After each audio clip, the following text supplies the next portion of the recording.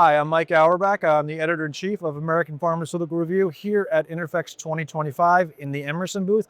I'm speaking with Joseph Edwards. Joseph, thanks for taking some time to answer some of our questions today.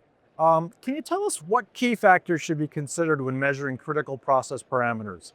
Thank you, Mike, for asking me this question. And for the critical process parameters, it's important to have a high accuracy, a repeatability to reach the compliance. For example, for the regulatory part, you got to comply to. And then, but even for the monitoring and for the control, you need a high accuracy and repeatability for having a high efficiency in your product.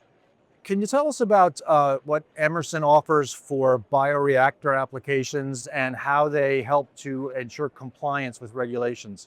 Okay, yeah, our we have different instrumentation which can support with the bioreactor process.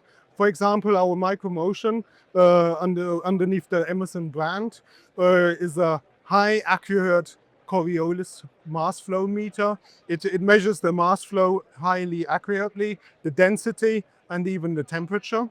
And with these highly accurate measurements, you can set up the inlets of the bioreactor highly accurately. But then we have even our pressure transmitter 3051HT, which is 7-year long-term stability. And even after a steam in place, the recovery time is within seconds and is back online again.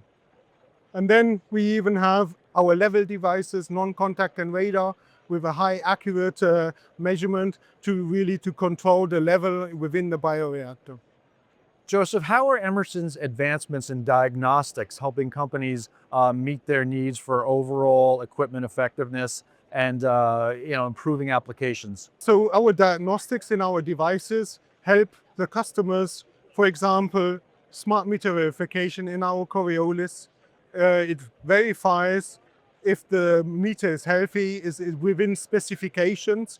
So we have a lot of customers who have even extended their calibration interval, say from 6 months to 2 years due to this procedure. That means less downtime, they could produce more in the process.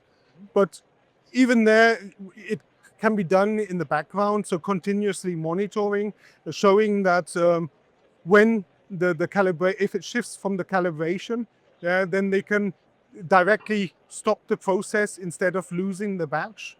And so we've got a lot of the different diagnostics, even in other devices, like in our level device has even smart meter verification, and it says about the health diagnostic of the meter, but even if the process, if there's been changes within the last 7 days.